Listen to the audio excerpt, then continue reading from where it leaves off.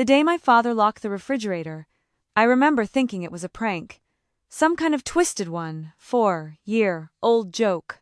But when he turned to face me with that cold, measured look, the same look he gave when he was explaining something obvious to someone stupid, I understood immediately that this was intentional.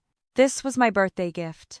On a Wednesday morning in October, my childhood ended before I even understood what adulthood meant, and I became responsible for surviving on my own before I was old enough to legally work. My name is Mackenzie Hayes, and I'm 34 years old. I run a commercial real estate development company here in Atlanta that specializes in urban redevelopment projects, the kind of work that rebuilds communities and generates hundreds of millions in long-term investment. But if you had seen me 20 years ago, you would never have guessed I'd survive long enough to build a career, let alone the life I have now. The journey from that locked refrigerator to this office downtown is a story I've carried with me every single day, and I want to tell you about it today because I think you need to hear what happens when you refuse to accept the limitations that others place on you. I need to be honest with you about why I'm sharing this. It's not because I'm proud of how the story ends. It's because I spent so long believing I had to prove something to the people who hurt me, and it wasn't until much later that I realized the real victory had nothing to do with them at all. But we'll get to that. Let me take you back to that Wednesday morning in October, when everything fractured. I came down the stairs expecting maybe pancakes, or at minimum, a quiet acknowledgement from my mother that I'd turned 14. The kitchen was silent except for one sound, a heavy metal click that seemed to echo through the entire house. My father, Maurice, was standing in front of the refrigerator with a steel hasp and a solid brass padlock in his hand. He clicked it shut and pocketed the key without looking at me. Not even a glance. He simply wiped his hands on a dishcloth and turned to face me with this expression. I'll never forget, eyes completely flat, like I was a problem he decided to solve. You're 14 now, he said. Old enough to figure things out for yourself. I remember staring at his face, waiting for the rest of the sentence. There had to be a rest of the sentence. There had to be some explanation that made this make sense. But he just walked back into the living room and sat down with his newspaper, and that was it. My mother, Patricia, never looked up from her coffee. She never said a word. The pantry was chained shut by the next morning. Not locked with a simple padlock, actually chained and padlocked, like someone was guarding treasure instead of crackers and canned vegetables. Meanwhile, my 1-2-year-old brother, Keegan, was sitting at the dining room table eating imported blueberries with his name written on a special bowl my mother had bought him. He had new Air Jordans under his feet. He had a PlayStation 2 that my father had purchased and installed in his bedroom without consulting anyone about expense or appropriateness. I watched him bite into those blueberries and realized something I couldn't quite articulate at 14 years old. I was being punished for something I hadn't done, and my brother was being rewarded for being born. If you've ever been in a room where someone looked right through you, where your presence was inconvenient rather than beloved, you understand how that creates a kind of loneliness that has nothing to do with being physically alone. My parents didn't ignore me because I'd done something wrong. They ignored me because they'd decided I was the problem, and removing my access to resources was the solution. I was the investment that didn't pay off. I was the expensive burden they couldn't wait to discard. My father believed deeply in what he called tough love. He'd grown up in poverty, and he'd internalized a narrative that comfort makes people weak. He genuinely believed that if you loved your child, you made them earn everything. He wasn't a cruel man in the way people think of cruel men. He wasn't violent or explicitly abusive. He was much more dangerous than that. He was ideological. He had justified his cruelty into a parenting philosophy. He could lock his daughter out of access to basic nutrition and sleep soundly believing he was building her character, that someday I would thank him for this gift. What he didn't understand was that he was testing a theory on a child who had no choice but to pass the test or suffer the consequences. That's not love. That's not even tough love. That's survival being dressed up in the language of parenting. The next 4 years of my life became a blur of organized desperation. I mapped my schedule down to the minute, and there was no room for anything that wasn't survival. I woke up at 5 in the morning before the sun cracked the horizon and delivered newspapers through freezing rain on my bicycle. My fingers would go numb. I remember the feeling of gripping those handlebars in December, and literally not being able to feel my hands. I'd have to pull over sometimes and just breathe, waiting for sensation to come back. After my newspaper route, I'd go to school, But school wasn't a place to learn or socialize or do normal teenage things. School was where I'd find an empty corner of the library and eat dollar store saltines I'd bought with my own money, while everyone else ate from packed lunches their parents had prepared. I'd sit there and pretend to do homework while my stomach twisted from hunger. I was so tired all the time. I remember falling asleep in AP biology and the teacher waking me up, and the shame of that was almost worse than the hunger. After school, I had jobs waiting. 3 hours at a restaurant on the south side, washing dishes, industrial pans, grease that would stick under your fingernails, standing on concrete floors, until my ankles screamed. The other dishwashers were mostly men, and they were kind in a distant way. They never asked why I was there or what my story was. Everyone had a story. Mine wasn't special. After dishes, I'd head to a tutoring center where I worked for minimum wage helping younger kids with their math homework. 2 hours of concentrated attention while my own brain was running on fumes. I'd get home around 9:30 or 10 p.m. every night, and my parents would already be asleep. I'd collapse on my bed without eating anything for dinner, because I couldn't afford to buy it, and I'd fall asleep immediately. Sleep was escape. Sleep was the only place where I wasn't calculating money or counting hours or fighting off the fundamental terror that I wouldn't survive. Every penny I earned went into a hidden envelope beneath my mattress. Every single penny. I was 14 years old, and I was funding my own survival.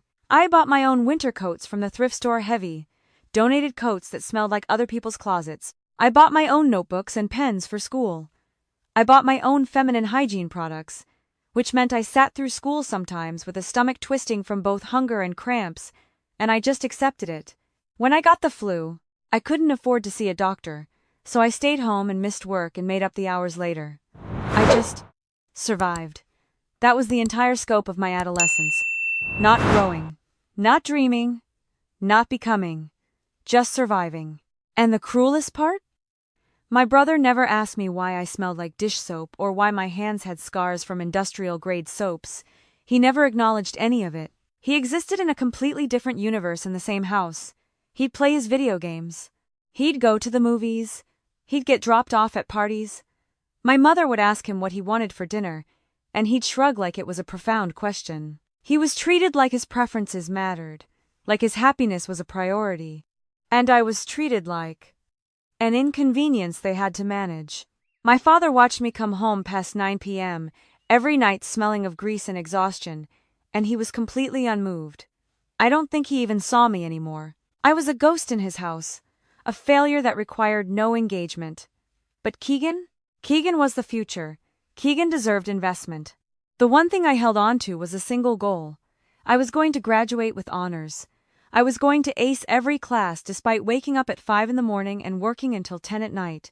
I was going to qualify for a full academic scholarship to a good university, and I was going to get myself out of this house by sheer force of will and intelligence.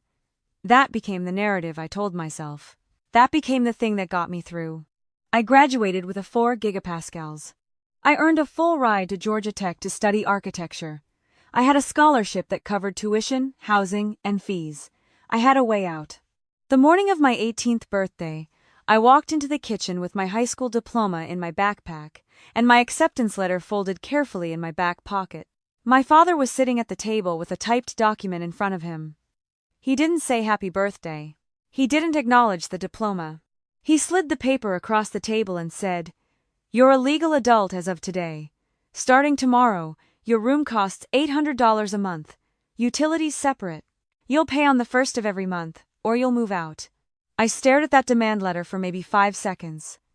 5 seconds of my brain trying to compute what was happening. And then I understood. He had been waiting for this moment.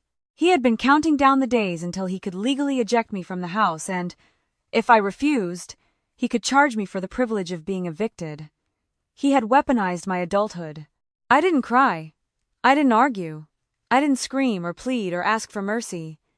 I just looked him in the eye, nodded once, and said, "Okay." Within 40 minutes, I had packed everything I owned into 2 heavy-duty black garbage bags. Work shirts I'd thrifted, 2 pairs of jeans, my textbooks, the cash I'd saved from washing dishes for 4 years, nearly $18,000, which I'd hidden beneath my mattress and never told anyone about. My mother watched from the sofa with her arms crossed, sipping tea. She didn't say anything. My brother didn't even look up from his game. I walked out the front door into the rain, and I didn't look back. Not once.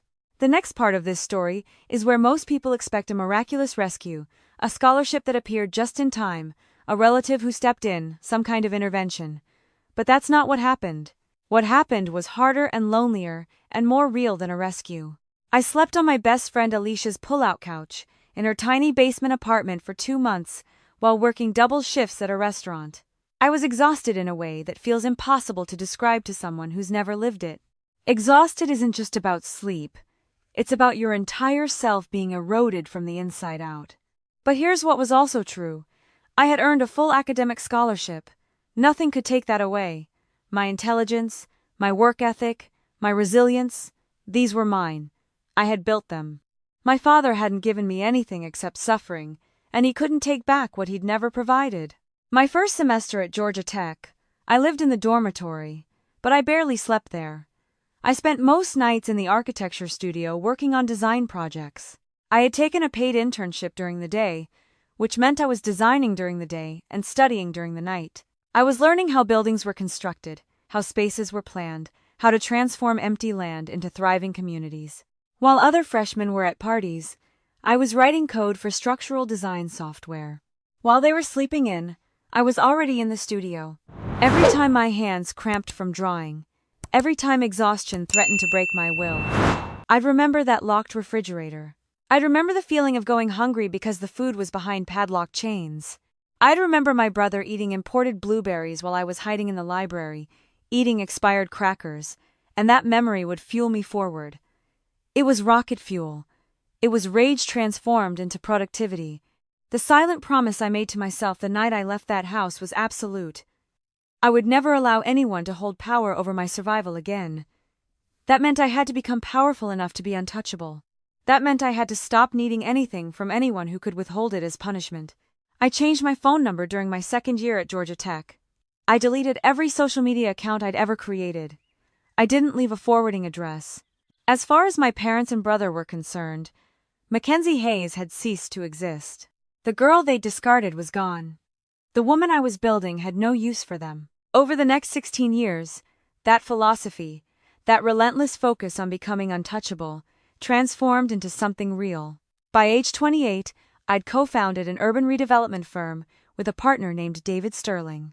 We were ambitious and connected, and we understood how cities wanted to grow.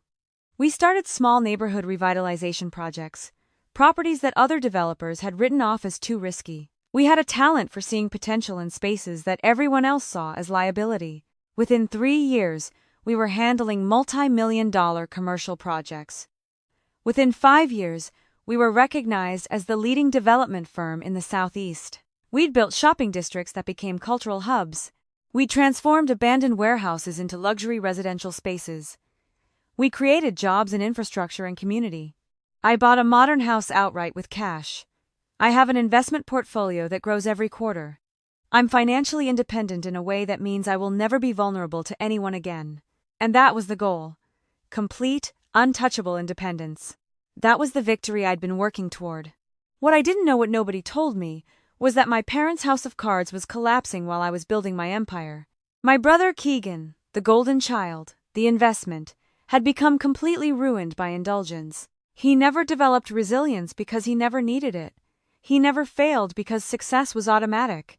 When he turned 21, my father took out a second mortgage on the suburban house and gave my brother the capital to open an upscale lounge in Midtown. My mother sold off her retirement accounts to supplement his lifestyle. Within 6 months, the lounge had burned through all the money and closed. Keegan moved on to a luxury clothing startup with designs that nobody wanted. He accumulated over $400,000 in debt to suppliers. Instead of demanding he be accountable, my parents doubled down. They paid his legal settlements. They funded his lifestyle. They were drowning, and they kept swimming deeper. By 2022, when regional property values dipped and real estate prices corrected, my father's consulting work dried up completely. The income that had sustained their lifestyle simply vanished, and they were trapped. They had the debt. They had no income. They had a foreclosure notice from the bank. My brother, by the way, had moved to Miami by this point. He'd simply abandoned them to their consequences. He never visited. He never called asking if they needed help. He just left. The investment had catastrophically failed, and the investor had moved on.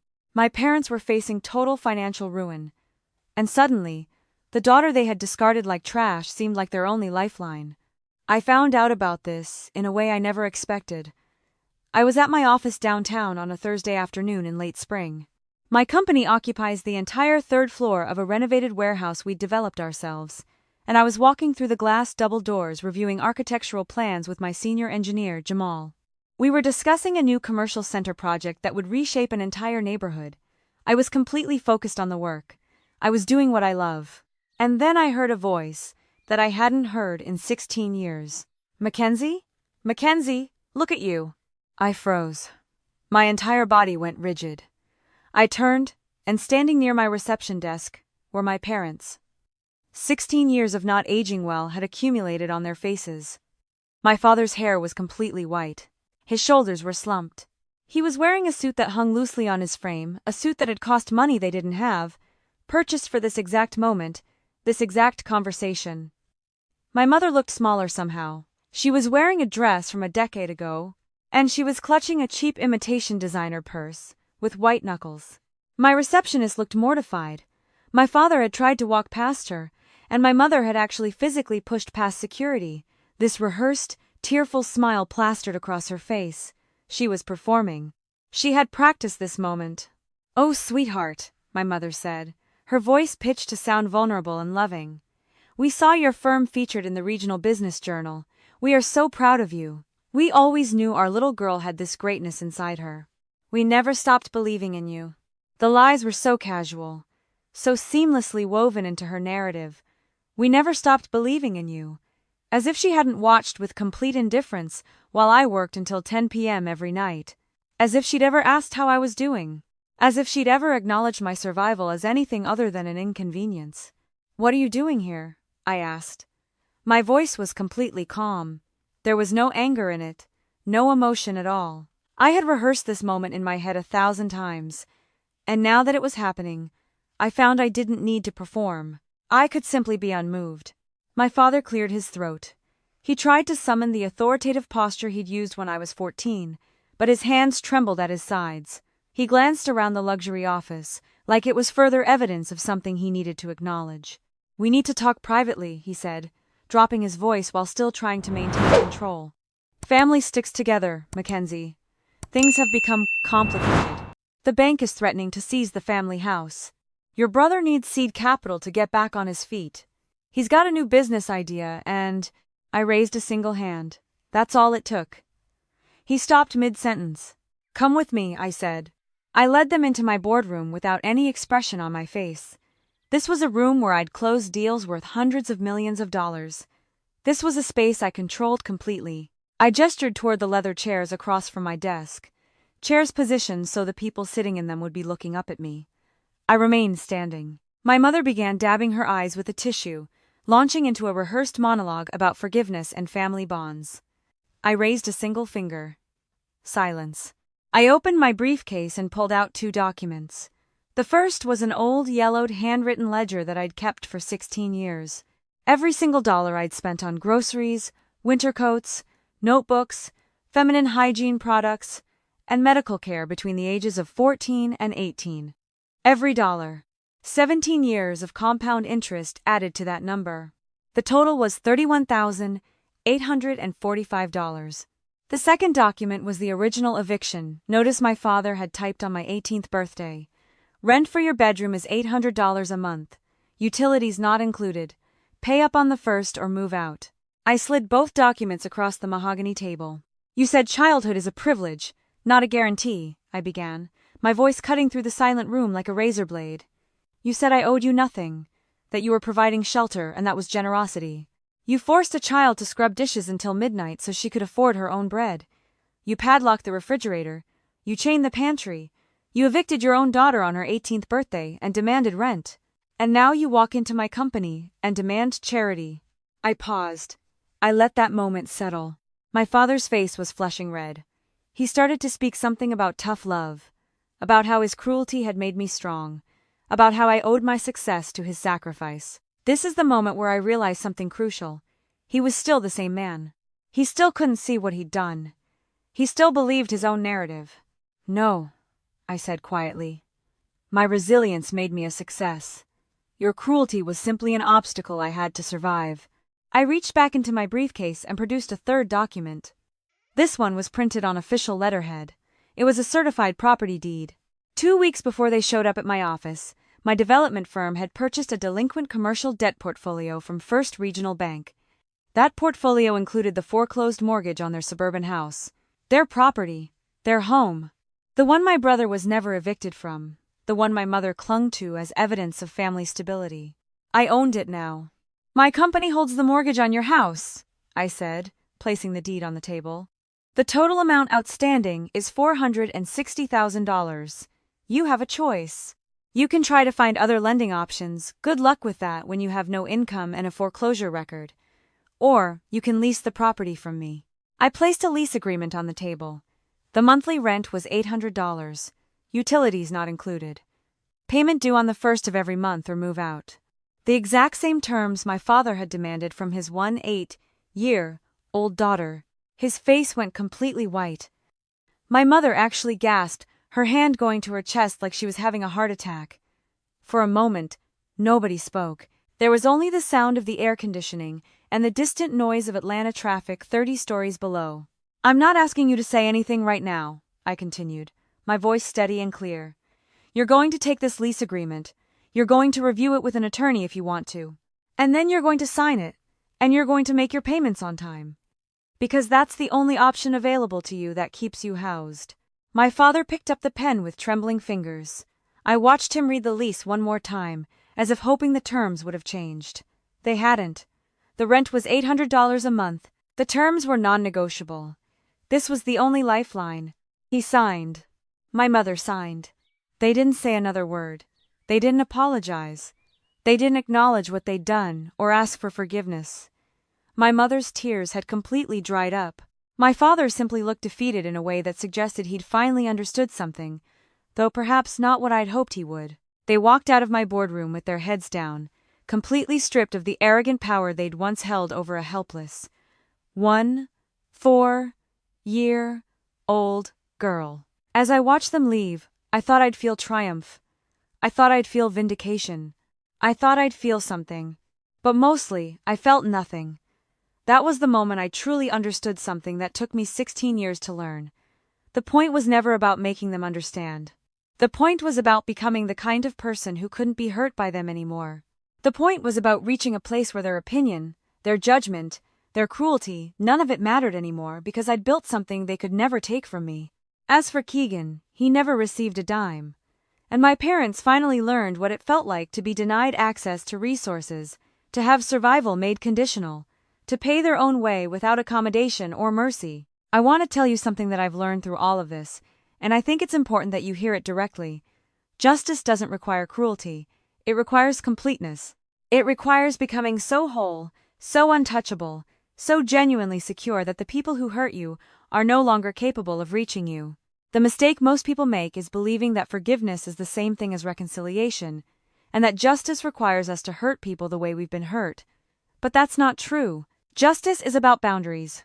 Justice is about refusing to remain vulnerable to people who've proven they don't deserve access to your vulnerability. Justice is about choosing yourself so completely that other people's pain becomes irrelevant to your peace.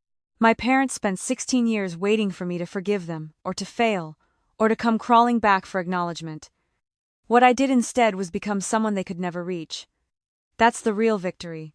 If you've ever been in a room where your survival was weaponized against you, where resources were used as punishment, where you were made to feel like your existence was too expensive, I want you to know something. That wasn't your fault. That wasn't a reflection of your value. That was a reflection of someone else's damage, someone else's inability to offer unconditional love, someone else's choice to treat you like an investment instead of a child. And I want to ask you something. What would you have done in my shoes? When those parents walked into your office, would you have offered them the lease back, or would you have evicted them immediately and walked away? Would you have shown mercy, or would you have let them face the full consequence of their choices? Would you have believed that justice requires some small shred of compassion, or would you have decided that accountability was enough?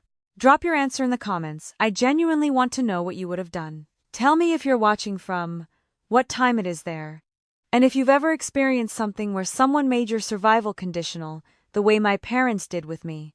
These comments genuinely matter to me because they help me understand how we, as humans, define justice and mercy. What I want to leave you with is this. You don't need anyone's approval to become extraordinary. You don't need your family's belief. You don't need the people who hurt you to suddenly understand what they did. You just need to decide, in whatever moment you're in, that you're going to choose yourself so completely that their power over you dissolves. That's the real superpower. That's the actual victory. If this story resonated with you, please make sure you're subscribed to this channel. I tell stories about real people who've decided to reclaim their power, and I think you should hear all of them. Hit the subscribe button. Turn on notifications so you never miss an episode. And if you want to watch another story about someone who transforms suffering into success, I've got 2 videos right here on the screen that I think you'll love. Thank you so much for listening to Mackenzie's story. Thank you for bearing witness to something difficult. This is a fictional story inspired by real emotional experiences, fully rewritten and reimagined in Atlanta to create original content. Any resemblance to real people or events is coincidental.